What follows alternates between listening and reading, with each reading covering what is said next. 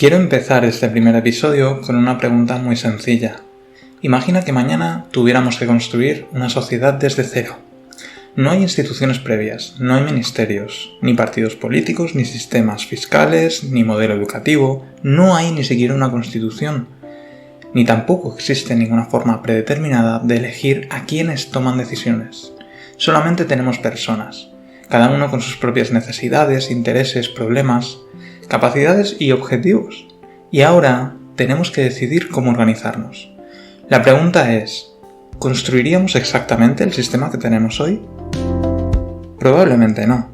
Y esto no significa necesariamente que todo lo que exista esté mal. Ese no es el argumento.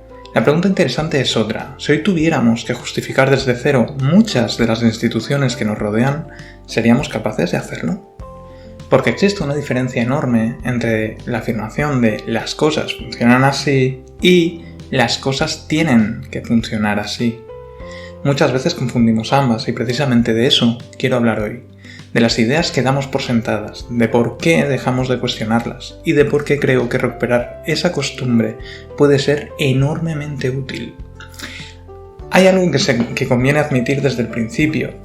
La mayoría de las ideas que tenemos no las hemos construido nosotros. Y eso es completamente normal.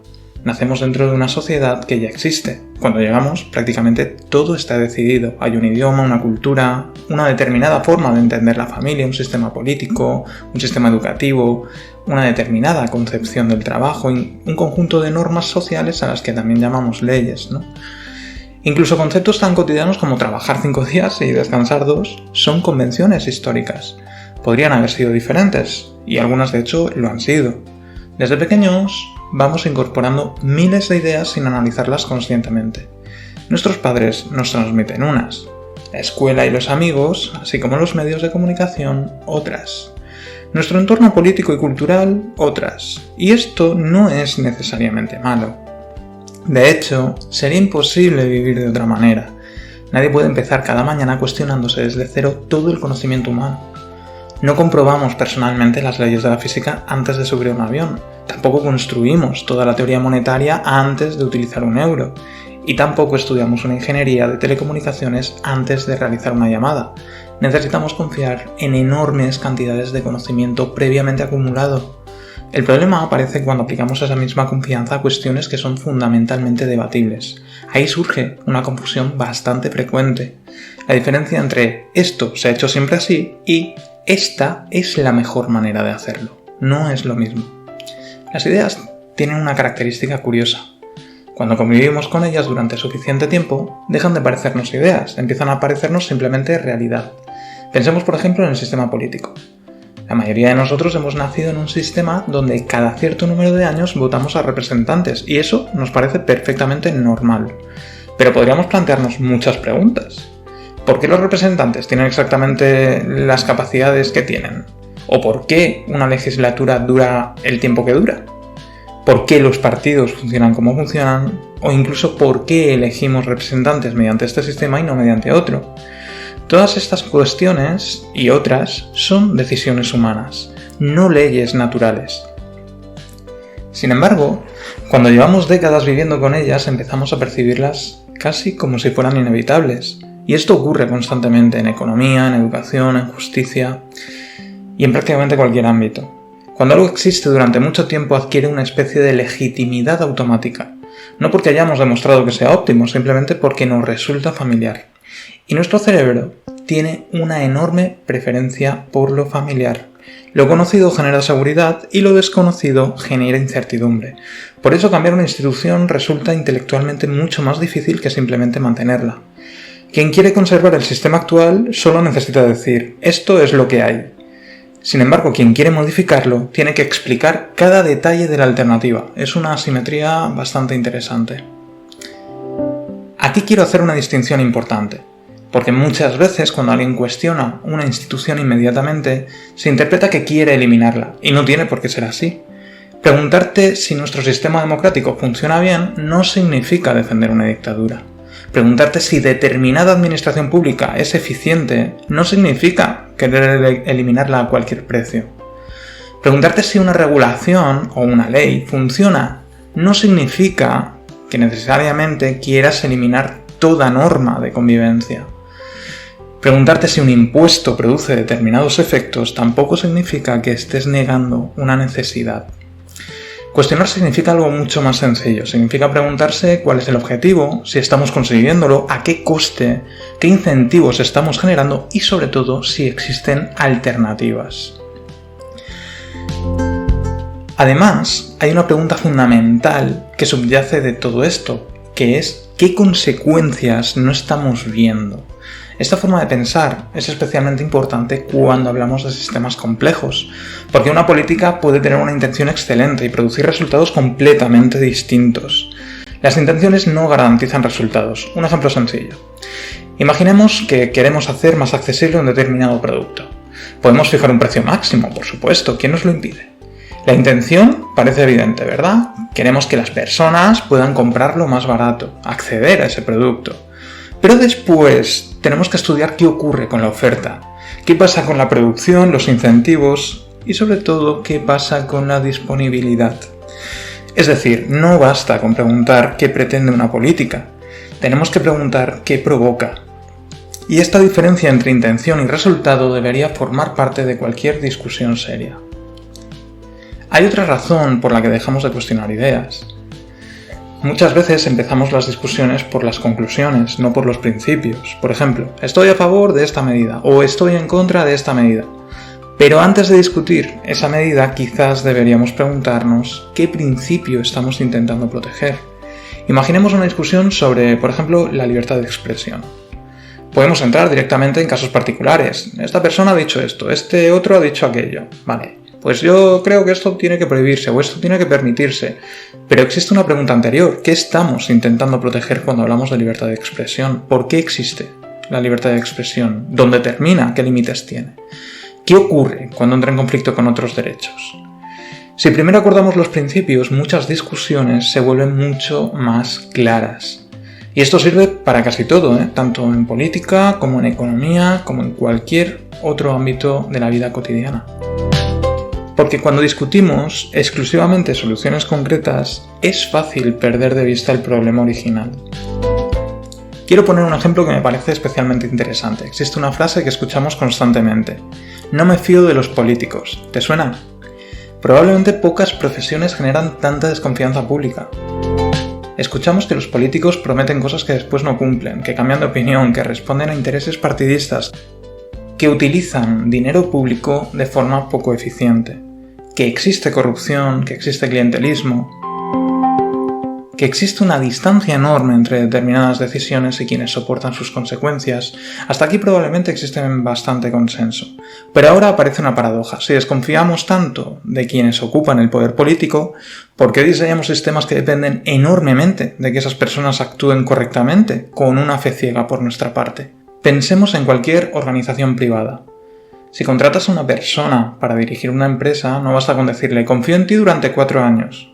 Normalmente existen objetivos, contratos, responsabilidades, auditorías, indicadores, mecanismos de control, responsabilidad por determinadas decisiones.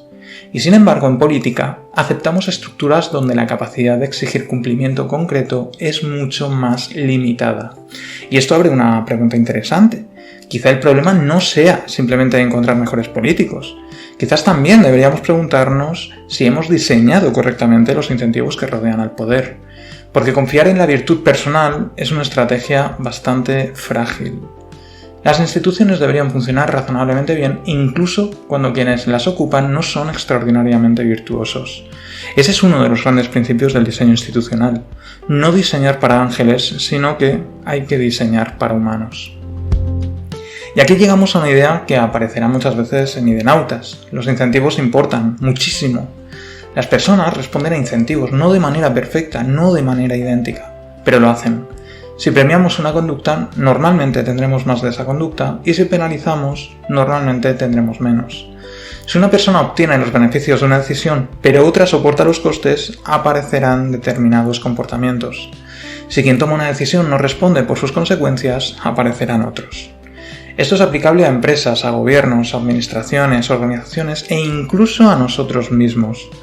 Por eso, cuando analicemos cualquier sistema, quiero que hagamos siempre una pregunta: ¿qué incentivos genera?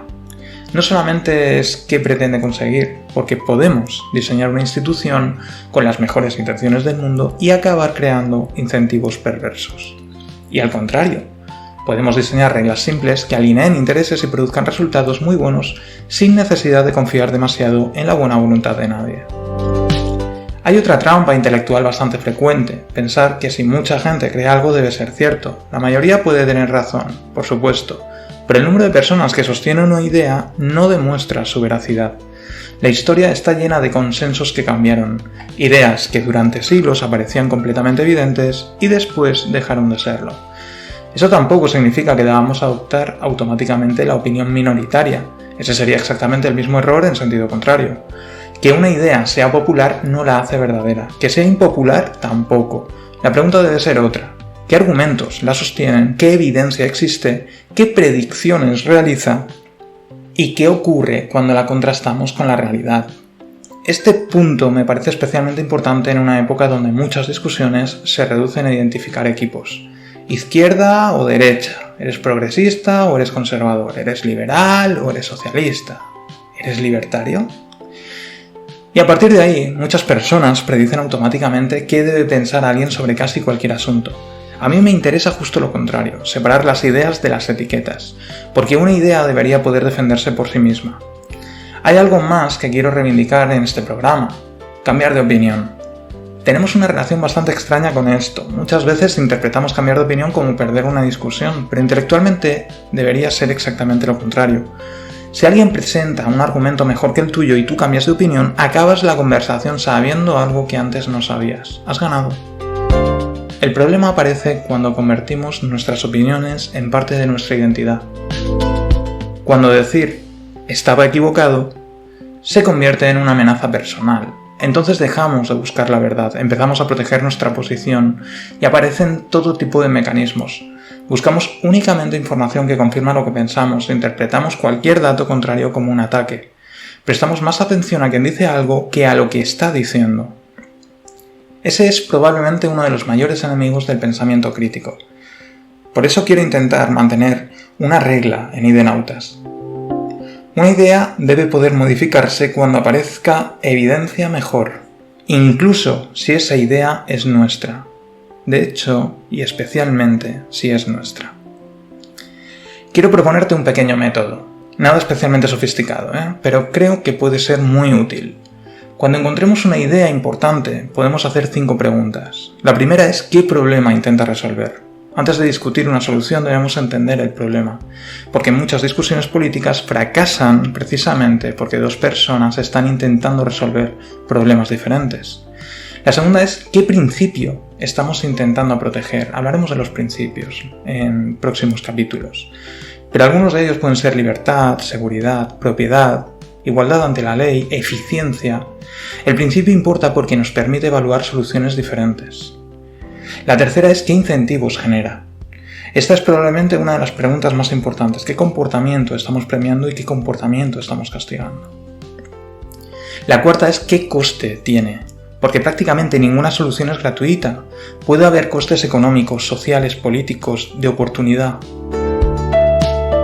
La quinta es: ¿existen alternativas? Nunca deberíamos comparar una solución real con una alternativa perfecta imaginaria. Tenemos que comparar sistemas reales, con sus ventajas, defectos, costes y consecuencias. Estas 5 preguntas probablemente aparecerán muchas veces a lo largo de los próximos episodios. Y aquí llegamos realmente al motivo por el que he empezado este proyecto. No quiero construir un podcast donde simplemente venga a decirte qué pensar. Tampoco quiero crear un espacio donde todos tengamos que estar de acuerdo, eso sería bastante aburrido. Lo que me interesa es otra cosa: coger ideas, abrirlas, separar sus piezas, examinar los argumentos que las sostienen, buscar datos, comparar alternativas y después intentar llegar a una conclusión. A veces estaremos de acuerdo, otras veces probablemente no. Es perfecto. El objetivo no debería ser necesariamente coincidir, el objetivo debería ser entender mejor. Porque discutir ideas debería ser precisamente eso, una herramienta para mejorar nuestro conocimiento, no una competición para ver quién gana. Quiero terminar este primer episodio con algo muy sencillo. Probablemente todos tenemos alguna idea que consideremos obvia, algo que nunca nos hemos detenido realmente a analizar. Puede ser sobre política, economía, algo del trabajo, algo de la educación, sobre las relaciones, tecnología, cualquier cosa. Así que te propongo un ejercicio, elige una y pregúntate, ¿por qué creo esto? No pienses, ¿quién me lo dijo o quién piensa igual que yo?, sino ¿qué argumentos me convencerían de que estoy equivocado? Esa pregunta es mucho más difícil, porque si la respuesta es nada, entonces probablemente ya no estamos hablando de una idea, estamos hablando de una creencia que hemos decidido proteger. Y precisamente ahí es donde más interesante resulta empezar a investigar. Creo que ese puede ser un buen punto de partida para Idenautas, un lugar donde podamos explorar ideas sin necesidad de aceptar de antemano las conclusiones, donde podamos cuestionar cosas que parecen evidentes y donde cambiar de opinión no se va a considerar una derrota, sino una señal de que hemos aprendido algo. Porque una idea no debería preocuparnos porque sea incómoda, debería preocuparnos no ser capaces de defenderla cuando alguien la cuestiona. Así que quiero dejarte una pregunta. ¿Qué idea que damos por sentada te gustaría que analizáramos en un próximo episodio? Déjamela en comentarios porque quizá sea precisamente esa la próxima idea que exploremos. Bienvenido a Idenautas, un podcast para descubrir ideas.